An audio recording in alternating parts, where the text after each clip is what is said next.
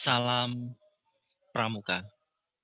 Selamat pagi, adik-adik, siswa kelas 1 dan kelas 2 dimanapun kalian berada. Bagaimana kabar kalian? Pastinya luar biasa. Baik, pada kesempatan kali ini kita akan belajar kembali dan bertemu kembali di acara dan kegiatan Pramuka Siaga SD Kristen Battle. Sebelum memulai kegiatan, alangkah baiknya kalau kita awali dengan berdoa terlebih dahulu. Berdoa, mulai.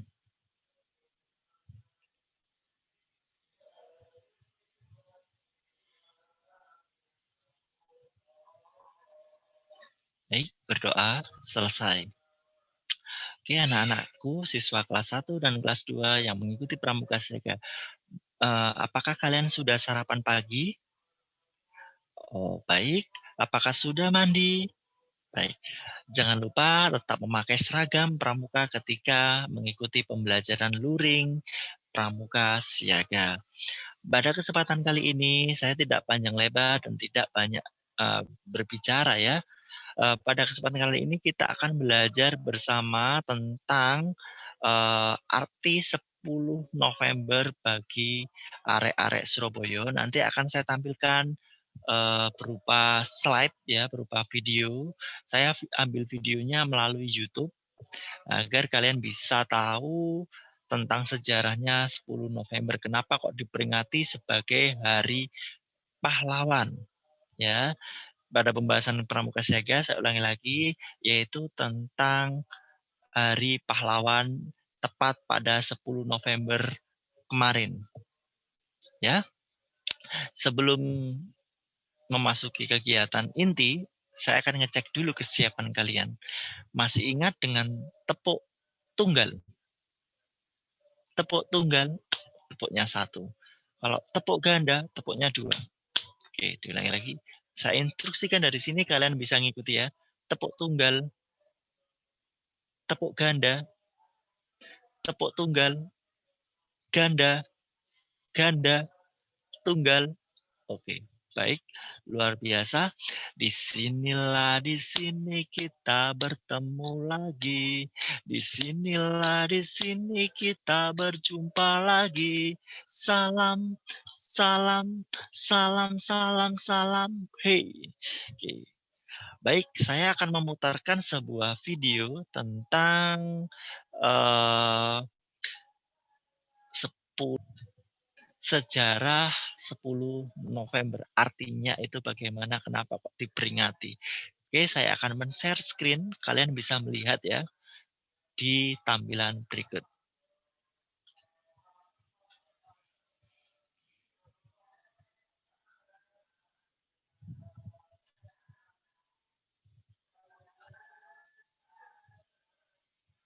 Oke, baik. Bagaimana? Apa sudah nampak di layar HP kalian? Selamat Hari Pahlawan 10 November. Terima kasih pahlawanku. Oke, kita simak bersama video berikut.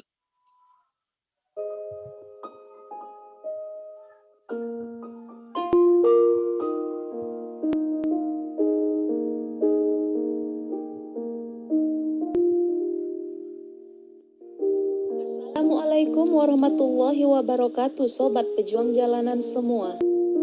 10 November 1945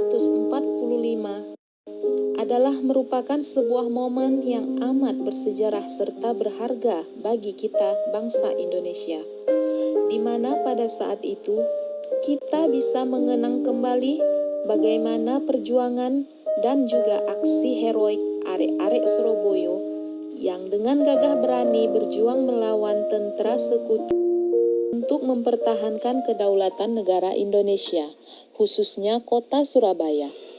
Pertempuran berdarah ini merupakan pertempuran pertama pasca kemerdekaan.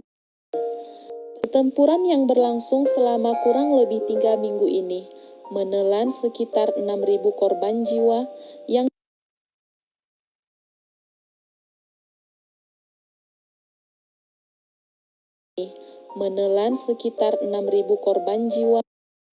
yang diantaranya adalah tentara dan juga rakyat Surabaya. Pertempuran ini dipicu oleh sejumlah hal, diantaranya terjadinya kekalahan di pihak Jepang. Kemudian rakyat mendesak agar para tentara Jepang untuk segera menyerahkan semua senjatanya kepada Indonesia.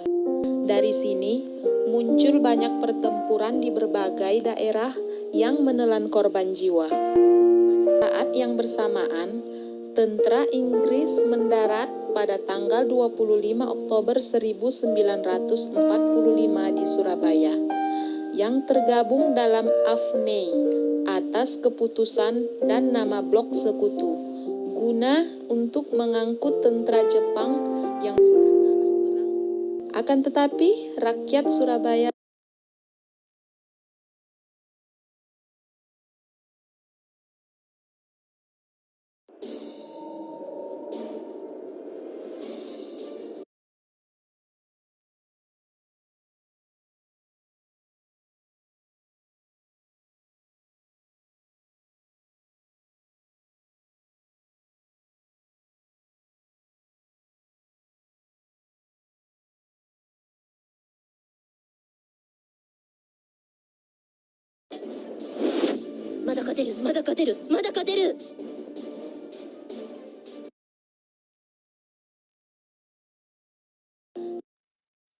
Akan tetapi, rakyat Surabaya tidak percaya begitu saja akan kedatangan mereka. Bung Tomo termasuk orang pertama yang tidak percaya dengan apa yang disampaikan oleh pemerintah melalui Amir Syarifuddin. Bukannya tanpa alasan, karena sebelumnya yang telah terjadi adalah hal serupa, sehingga pihak sekutu ternyata membawa misi rahasia.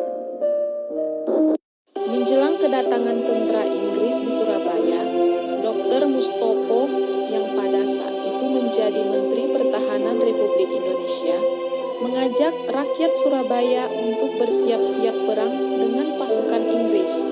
Selain itu, misi kedatangan tentara Inggris juga untuk mengembalikan Indonesia kepada administrasi pemerintahan Belanda. Nika ikut membonceng bersama rombongan tentara Inggris.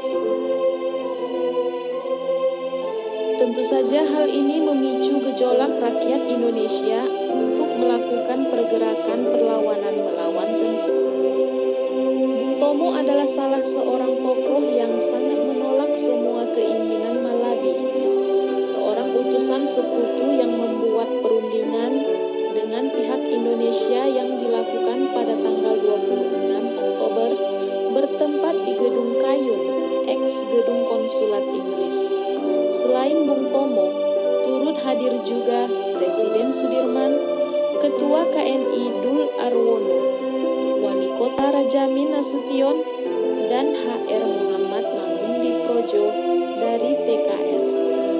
Hasil kesepakatan tersebut, pasukan Inggris tidak akan disusupi oleh Belanda. Tercapai kerjasama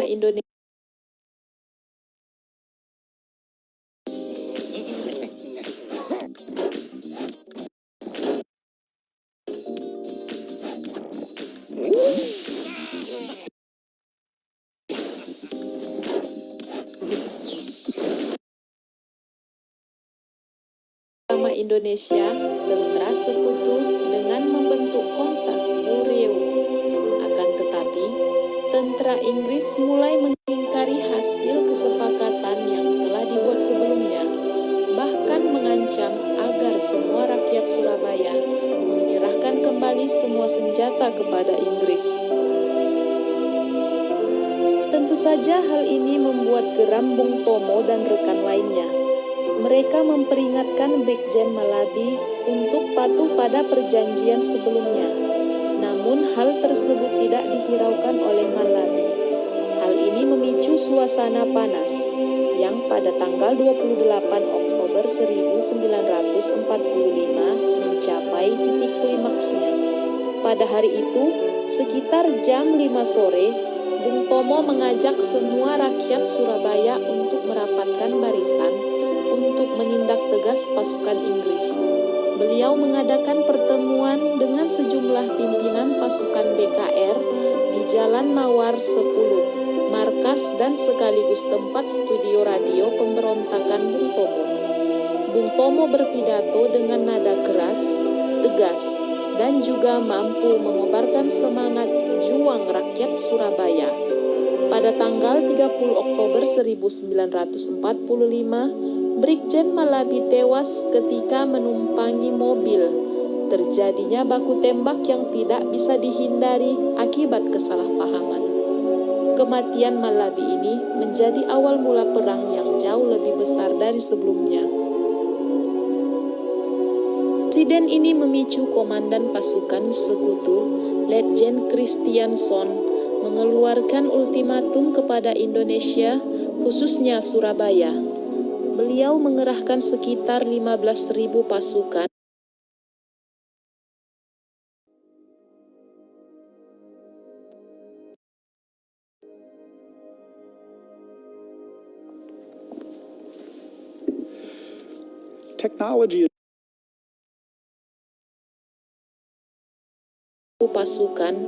dan juga tank ke Surabaya di bawah pimpinan Maijen Mansert. Menanggapi ultimatum tersebut, Bung Tomo membangkitkan semangat seluruh rakyat untuk melawan pasukan Inggris dan Nika. Pada jam 6 sore, semua elemen TKR dan pemuda menandatangani sumpah kebulatan tekad. Keputusan tersebut ditindaklanjuti oleh Gubernur Suerjo. Hanya dengan berbekal persenjataan seadanya, dengan semangat yang membara, Bung Tomo berpidato untuk membakar semangat rakyat Surabaya. Hal lain yang memicu pertempuran pada tanggal 10 November 1945 adalah terjadinya insiden bendera di Hotel Yamato, Surabaya, di mana pada saat itu pimpinan Belanda bernama M.R. Plukman mengibarkan bendera kebangsaan Belanda di atas Hotel Yamato. Tentu saja hal ini memicu kemarahan arek-arek Surabaya karena dianggap telah merendahkan kedaulatan serta kemerdekaan negara Indonesia yang mana telah diproklamirkan pada tanggal 17 Agustus 1945. Pada tanggal 27 Oktober 1945, sejumlah pemuda naik ke atas Hotel Yamato dan merobek warna biru pada bendera kebangsaan Belanda tersebut, sehingga hanya meninggalkan warna merah putih saja yang merupakan warna bendera kebangsaan kita. Beberapa tokoh lainnya yang turut berperan di dalam perlawanan ini diantaranya Dr. Mustopo yang merupakan seorang dokter gigi dan juga ketua BKR Jawa Timur, Sungkono yaitu komando BKR. Selagi anak belum berusia 16 tahun, biarkanlah dia membaca 10 buku ini. Kelak diharap BKR, HR Muhammad Mangun Diprojo, Haryo Kecik, Kiai Haji Hashim Hasyari, Wahab Hasbullah, dan sebagainya. Inilah hakikat dari peristiwa bersejarah tersebut, di mana semua elemen bersatu untuk berjuang bersama mempertahankan kedaulatan negara Indonesia. Sejak tanggal 16 Desember 1959, untuk mengenang perjuangan rakyat Surabaya, pemerintah menetapkan 10 November sebagai Hari Pahlawan melalui Kepres nomor 316 tahun 1959. Sejatinya, peringatan Hari Pahlawan adalah sebuah bentuk penghormatan kita akan jasa-jasa para pahlawan yang rela berkorban untuk Indonesia hingga titik darah penghabisan. Peringatan ini juga sebagai bentuk agar kita sebagai rakyat Indonesia harus tetap mempertahankan Indonesia dari segala ancaman dan turut berkontribusi untuk perkembangan tanah air kita, Indonesia.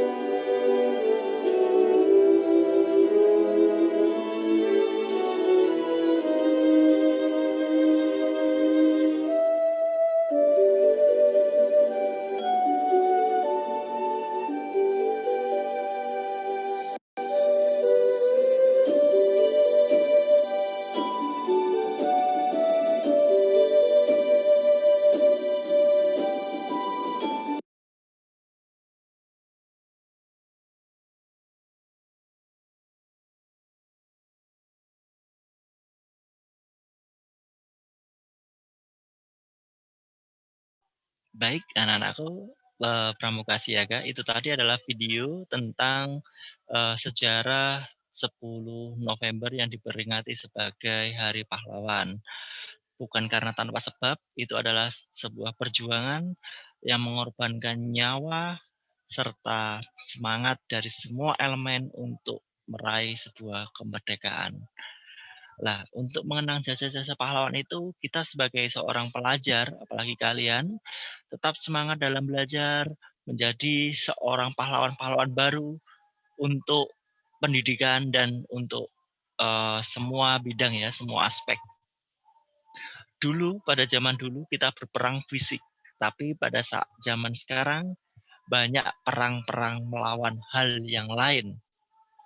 Baik, tetap semangat, tetap jaga kesehatan. Untuk tugasnya hari ini, bagi saya karena hari 10 November tugasnya tetap ya, itu tadi ya, menyimak video tersebut, terus nanti, menceritakan kalau bisa menceritakan kembali di form yang saya bagikan. Misal materi apa tentang hari ini, materinya tentang ini, kemudian ceritakan apa saja tadi. Kalau memungkinkan bisa. Kalau kalian masih kesulitan dalam menulis atau membaca atau apapun tidak masalah bagi saya. Yang penting kalian telah mengikuti pembelajaran Pramuka Siaga. Oke, selamat Hari Pahlawan, tetap semangat, tetap jaga kesehatan. Mohon maaf jika ada salah kata dari saya. Sebelum diakhiri, alangkah baiknya jika berdoa terlebih dahulu. Satu lagi, jangan lupa difoto ya untuk sebagai bahan kegiatan. Oke, berdoa mulai.